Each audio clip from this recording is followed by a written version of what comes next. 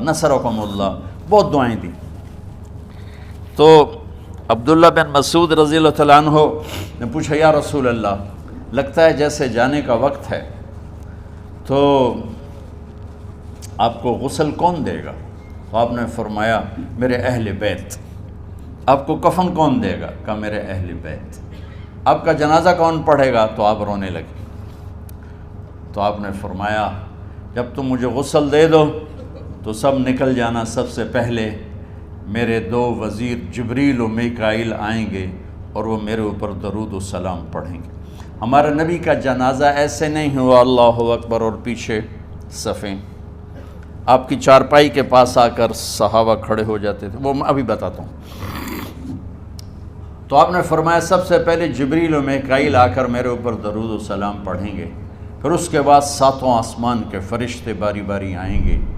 جب وہ چلے جائیں گے تو پھر سب سے پہلے میرے خاندان، میرے اہل بیت کے مرد آ کر میرے اوپر سلام پڑھیں گے، پھر ان کی خواتین آ کر سلام پڑھیں گی، پھر ان کے بچے آئیں گے، پھر ان کے نوکر اور نوکرانیاں آئیں گی، اس کے بعد مہاجرین مکے کے قریش آئیں گے، اس کے بعد ان کی عورتیں آئیں گی، ان کے بچے آئیں گے، ان کے نوکر اور نوکرانی آئیں گی، اس کے بعد مدینہ والے آئیں گے، پھر مدینہ کی خواتین آئیں گی، پھر ان کے نوکر نوکرانی آئیں گے، اور اس کے بعد مجھے تم اللہ کے سپرد کر دینا۔ اور پھر آپ نے ایک عجب بات فرمائی جو کسی نبی نے نہیں فرمائی، فرمایا کہ میرے بعد میری آنے والی امت کو میرا سلام کہہ دینا، اور انہیں کہنا کہ ان کے بعد جو آئیں ان کو بھی میرا سلام کہہ دینا۔ اور اس طرح میرے سلام کو قیامت تک اللہ کے نبی نے پہنچایا کہ ہر آنے والی امت، ہر آنے والی نسل، اگلی نسل کو اس نبی کا سلام پہنچائے۔ آپ کے جانے میں 5 دن باقی تھے، تو آپ نے فرمایا مجھے 7 کنوؤں کے پانی سے غسل کرواؤ۔ تو 7 کنوؤں سے پانی لایا گیا مشکیزوں میں بھر کے۔ تو حضرت عائشہ کے گھر میں کوئی ایسا ٹب نہیں تھا جس میں بیٹھ کے وہ آپ نہا سکتے، تو حضرت حفصہ کے گھر سے ٹب منگوایا گیا، آپ اس میں بیٹھے، تہمت باندھا ہوا تھا، کرتا اتارا، اور آپ پر 7 کنوؤں کا پانی ڈالا گیا، تھوڑا تھوڑا تھوڑا تھوڑا تھوڑا تھوڑا، تو اس سے بخار کی شدت کم ہوئی، اور آپ سر درد کی وجہ سے آپ نے ایسے پٹی باندھی سرخ رنگ کی، اور اس کے بعد حضرت علی اور فضل بن عباس کے کندھوں کا آسرا لے کر آپ مسجد میں تشریف لائے، اور آپ ممبر پر بیٹھے، اور آپ نے فرمایا لوگوں میرے جانے کا وقت آ چکا ہے، میں نے کسی پر زیادتی کی ہو، کسی کو تھپڑ مارا ہو، کسی کو چھڑی ماری ہو، کسی کا حق دبایا ہو، تو میں اپنی جان کے ساتھ، مال کے ساتھ حاضر ہوں، مجھ سے یہیں بدلہ لے لو، آخرت میں میرے خلاف کوئی دعویٰ نہ کرنا، میں آخرت کے حساب کو برداشت نہیں کر سکتا۔ جن کے طفیل لوگوں کا حساب معاف ہوگا، جن کی طفیل، جن کی شفاعت پر لوگ بے حساب جنت میں جائیں گے، وہ روتے ہوئے فرما رہے ہیں کہ میں آخرت کے حساب کو نہیں دے سکتا۔ تو سارے صحابہ رونے لگے، لیکن آپ اپنی بات کو دہراتے رہے، کوئی بھی نہیں اٹھا۔ تو آپ نے ظہر کی نماز پڑھائی، ظہر کے بعد پھر ممبر پر آئے اور فرمایا کہ لوگو یہیں مجھ سے حساب کتاب کر لو، آگے نہ کرنا، بتاؤ میں نے کسی کا کوئی حق دینا۔ ایک صحابی کھڑے ہو، یا رسول اللہ آپ نے میرے 3 روپے دینے ہیں، 3 درہم۔ تو آپ نے فرمایا دینے ہوں گے ضرور، پر مجھے یاد نہیں، بتاؤ کہ کس طرح دینے ہیں؟ کہ یا رسول اللہ آپ کے پاس سائل آیا تھا، آپ سے مانگا، آپ کے پاس تھے نہیں، تو آپ نے مجھ سے کہا تیرے پاس کچھ ہیں؟ تو میرے پاس 3 درہم تھے، تو آپ نے فرمایا تو دے دے، میں بعد میں ادا کر دوں گا۔ تو کہا ہاں یاد آ گیا، میرے نبی کے گھر میں تو تیل نہیں تھا ایک چھٹانگ جس سے چراغ جلتا، پیسہ کہاں سے آتا؟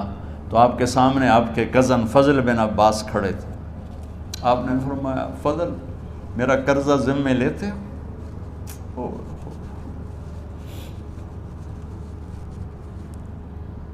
جن کے لیے کائنات سجائی گئی، جنت کی چابیاں جن کو پکڑائی گئیں، جاتے ہوئے 3 روپے دینے کی ہمت نہیں تھی۔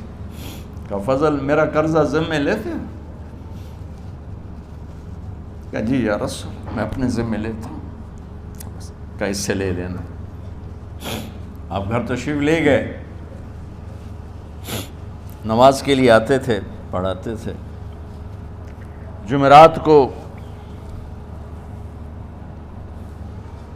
عشاء کی نماز پڑھانے کے لیے اٹھ نہیں سکے، گر گئے، پھر اٹھنے لگے، اٹھ نہیں سکے، گر گئے، پھر اٹھنے لگے، اٹھ نہیں سکے، تو آپ نے فرمایا ابو بکر سے کہو نماز پڑھائے، عشاء کی نماز۔ ابو بکر ذرا پیچھے کھڑے تھے، عمر آگے کھڑے تھے، تو لوگوں نے کہا نماز ہی پڑھاؤنی ہے، کوئی پڑھا دے وے، تو انہوں نے حضرت عمر کو آگے کیا، انہوں نے کہا اللہ اکبر۔ جب حضرت عمر کی تکبیر سنی تو آپ نے اندر سے زور سے فرمایا عمر کو پیچھے کرو، ابو بکر کو آگے کرو، میرے رب کا فرمان ہے میرے مصلی پر ابو بکر کے سوا اور کوئی کھڑا نہیں ہو سکتا۔ جمعرات کی عشاء، جمعہ ہفتہ اتوار کی 15 نمازیں اور پیر کی فجر کی 16 اور جمعرات والی 17 نمازیں ابو بکر نے پڑھائیں میرے نبی کی موجودگی میں۔ ہفتے کے دن ظہر یا عصر میں آپ علی و فضل بن عباس کے کندھوں پر ہاتھ رکھ کے مسجد میں داخل ہوئے اور ابو بکر نماز پڑھا رہے تھے۔ ادھر محسوس ہوا کہ اللہ کے نبی آ رہے ہیں، تو ابو بکر نے یوں پیچھے ہٹنا شروع کیا ایسے تاکہ مصلی سے ہٹ جائیں، تو آپ نے ایسے ہاتھ کا اشارہ فرمایا کہ کھڑے رہو، ہٹو نہیں، کھڑے رہو، تو وہ پھر آگے مصلی پر آ گئے۔ تو آپ تشریف لائے اور الٹے ہاتھ ابو بکر کے ساتھ بیٹھ کر آپ نے ظہر یا عصر کی 4 رکعت نماز ابو بکر کی امامت میں ادا فرمائی۔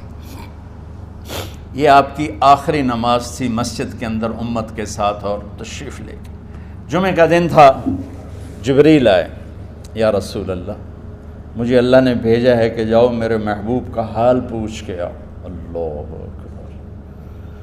تو آپ درد اور بخار دونوں چیزیں تھیں، سر کا درد بھی ہیوی ویٹ تھا اور بخار بھی، تپش۔ تو آپ نے کہا جبریل تکلیف ہے، تکلیف میں۔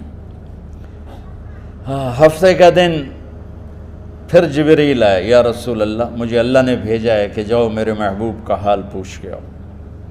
پھر آپ نے فرمایا تکلیف میں۔ اتوار کو پھر جبریل آئے، یا رسول اللہ نے بھیجا ہے کہ جاؤ میرے محبوب کا حال پوچھ کے آؤ۔ 12 ربیع الاول آ گئی، 632 عیسوی اور 11 ہجری، آپ کی طبیعت میں بشاشت آئی۔ تو صحابہ نماز پڑھ رہے تھے، آپ نے دروازہ کھول کے سب کو یوں دیکھا، تو حضرت انس فرماتے ہیں ہم سب نماز میں تھے، لیکن جب دروازہ کھلنے کی آواز آئی اور اللہ کے نبی کا چہرہ، تو ہم سب نماز میں یوں ہو گئے، نماز کے اندر ہی سارے اللہ کے نبی کو دیکھنا شروع کر دی، بھول ہی گئے کہ نماز پڑھ رہے ہیں، ایسے گم ہو گئے آپ میں۔ تو آپ نے جلدی سے دروازہ بند فرما دیا۔ یہ آپ کی آخری زیارت تھی اپنی امت کے لیے۔ اس کے بعد آپ اپنے اللہ کی طرف کا سفر شروع کیا۔ تو اشراق کے بعد آپ نے اپنے بیگمات کو بلایا، ان کو بتایا نہیں کہ میں آج جا رہا ہوں، سب سے ملے، سب کو الوداع کیا اور انہیں بھیجا۔ اس کے بعد آپ نے حضرت فاطمہ کو بلایا، جنت کی عورتوں کی سردار، سب سے زیادہ محبوب بیٹی، سب سے زیادہ جگر کا ٹکڑا، دل کا ٹکڑا کا، جس نے فاطمہ کو دکھ دیا مجھے دکھ دیا، جس نے اسے سکھ دیا مجھے سکھ دیا۔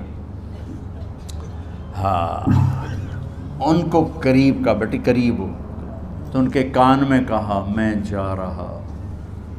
وہ رونے لگی، تو ہم نے کہا رو نہیں، چند دنوں کے بعد تیری میری ملاقات ہو جائے گی سب سے پہلے۔ تو 6 ماہ بعد حضرت فاطمہ کا بھی 24 سال کی عمر میں یا 25 سال کی عمر میں انتقال ہو گیا۔ ان کو رخصت فرمایا۔ پھر آپ نے داماد مولا علی کو بلایا، ان کا سر اپنی گود میں رکھا اور ان کے سر پہ اور کمر پہ ہاتھ پھیرتے رہے اور ان کو دعائیں دیتے رہے۔ آہستہ آہستہ تھی، آواز اونچی نہیں تھی، پست آواز تھی، اور یوں سر پہ کمر پہ، سر پہ کمر پہ، اور دعائیں دے رہے ہیں۔ ان کو رخصت